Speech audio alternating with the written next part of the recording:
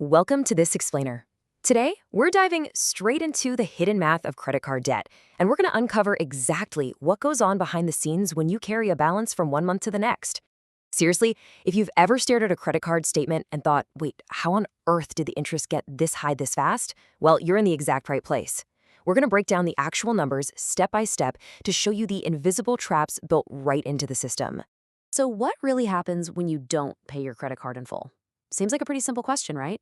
But the answer is exactly where the danger lies. You see, a lot of people just assume that if they make a partial payment, say they pay off half their bill, they're doing a great job.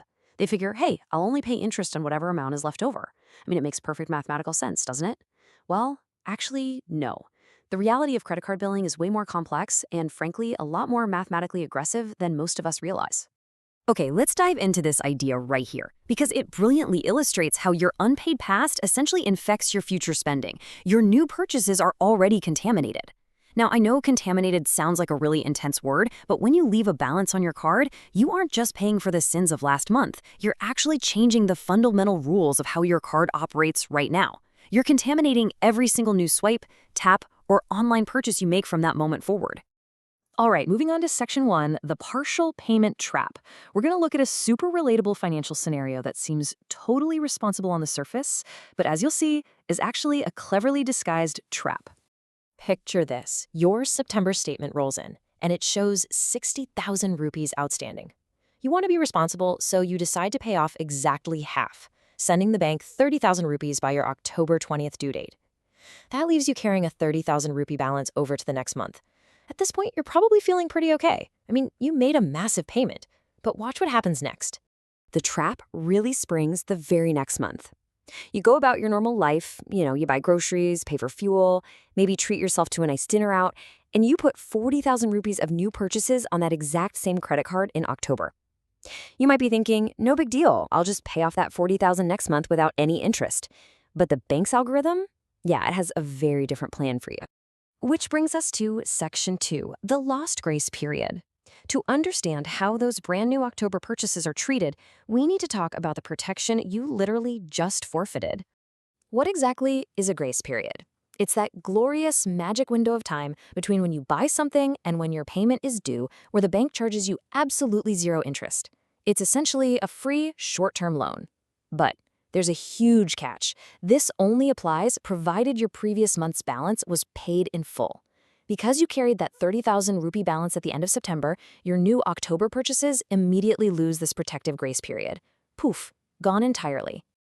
And this right here perfectly shows the night and day difference in how your money is treated. On the left side, if you pay in full, your new purchases just sit there, completely interest-free until the next due date. But over on the right, because of that partial payment, the interest on your new 40,000 rupees spending starts ticking upward from the exact day you make those transactions.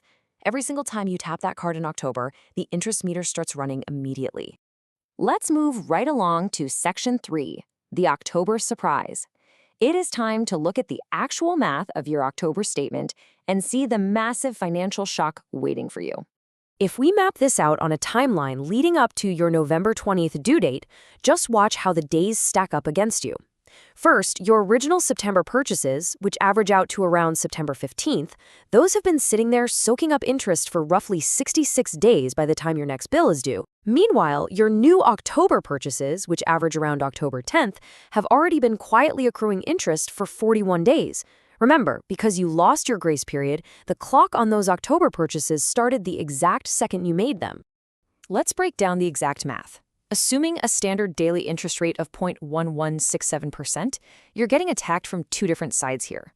First, that old September balance of 30,000 rupees over 66 days, that hits you for 2,310 rupees in interest.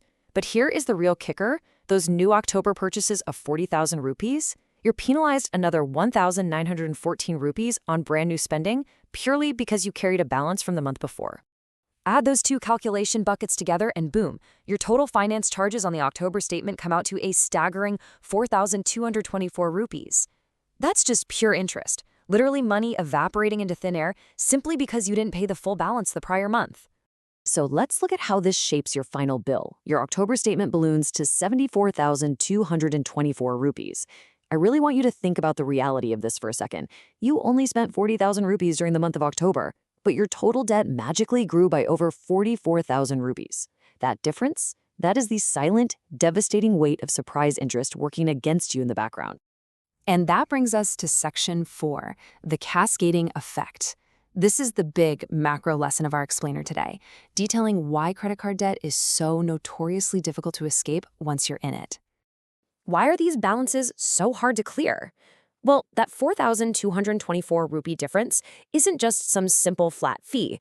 It's the compounding result of multiple things hitting you all at once. First, you owe the original principal. Second, you owe interest on that principal. Third, you owe immediate interest on all your new spending because remember, you lost that grace period. And finally, you suffer from the compounding of all these together. The interest gets added to the principal, and then you actually start paying interest on your interest.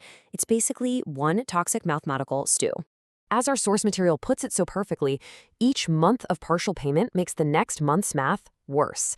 It's exactly like a snowball rolling down a hill.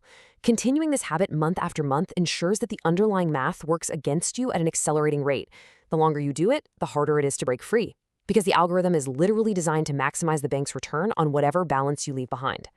So as we wrap up this explainer, I want to leave you with one final provocative question. Is a partial payment today contaminating your financial future tomorrow?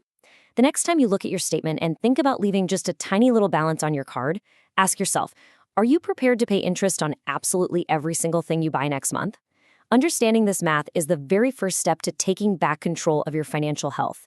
Keep your balances at zero, protect your grace period, and whatever you do, don't let the algorithm win. Thanks for hanging out with me on this deep dive, and I really hope this helps you navigate your financial future with a lot more clarity.